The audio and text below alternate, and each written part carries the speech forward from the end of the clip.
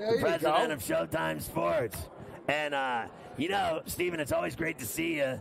It's different now. I'm doing TV now. Look at that. Like, you can see your face. Like, you used you're to just about see to be me a on movie radio, star. right? You're absolutely. Like, it's way more fun. But we're still simulcasting on Sirius XM and on radio affiliates all over the world. It's just that I have to wear a blazer now and a nice shirt. I don't know if I've seen this. You remember you saw me as a bum always. No, not a bum. Now, how many places have I run into you? I even ran into you in restaurants, on street restaurants in Lipstick City. That's right. I was eating guacamole, and I seen you. Yeah, that's right.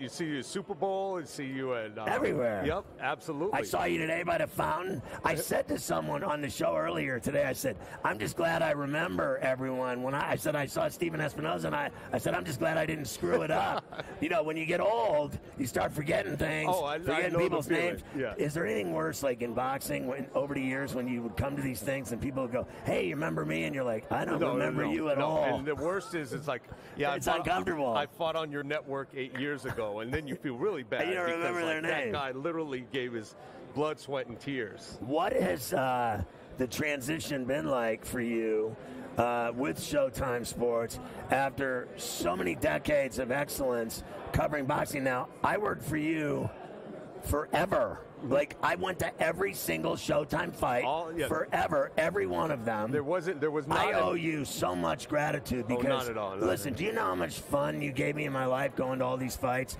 I started with HBO and Moffitt, and then I went to work for you, and I did every Showtime fight forever.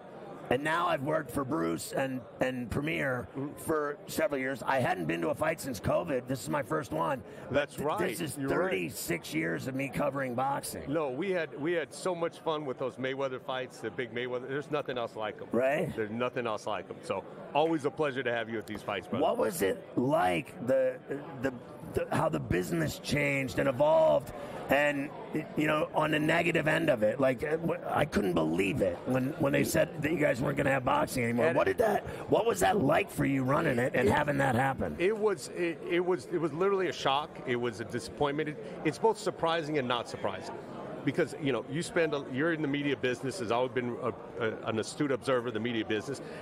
You'd have to be blind to not see all the changes going on.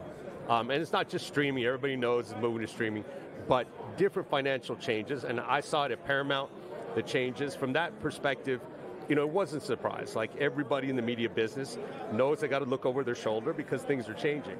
But at the same time, it's still, when it actually happens, it's still shocking. And it's still something all of us went through a period of mourning. There are people here, Sheila, our head of marketing. Right. She started, she was there for the entire 37 years of Showtime Boxing, from the Tyson days all the way through Mayweather, Canelo, and Tank. So I was there. I had a great 12-year run. I wouldn't trade it for anything. But there's a lot of 25, 30-year employees where it's literally, it's like losing a loved one. It is. That's the relationship. The exciting thing is, like, this is now a startup. I mean, Amazon's not a startup.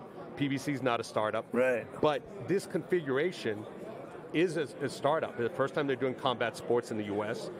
We're building a new production infrastructure from scratch and, getting used to it. And people have been saying, okay, like, when is it going to get to the level of Showtime activity? This is the third event. I would say by this fall, August, September, October, you're going to see a lot of non-pay-per-view fights, pay-per-view fights. There's a lot coming. It's just, more and more. Yeah. So I got on there, and I almost fell over when I got on Prime and on Freevee. My show's on there. It's streaming on everything. Roku, Sling, Fubo, YouTube TV, all of them. Oh, you got to. There's tons of them, and it really is incredible watching it evolve. Like, when I started, it was literally 0 homes, and now it's like 200 million homes. Oh, and you can watch whatever you want. Like, whatever is your thing. And that's what I do. Yeah. It is. Do you do that too? Oh yeah, exactly. I end up watching stuff. I'm like, why am I watching this Turkish sitcom? Right. I'm like, oh, okay. I don't know how I found it, but here we are. It's good. Now listen, are you excited for this card? You've been around the fight game a lot. When's the last time you saw like two names like Tank and David Benavidez? So. First, and getting along, sharing the spotlight, right, and not upset. Both of them truly sharing the spot. So the reality is, that's a fantastic thing. I give David a lot of credit. He's a star fighter, no ego. He's scary. Yeah, he's saying, look, I'll go. Look, I just want to fight. I want to put on a fight. I'll fight with Tank, before Tank, after Tank. And this is a treat. When you say two of the young stars of boxing on one card, you don't get it that often.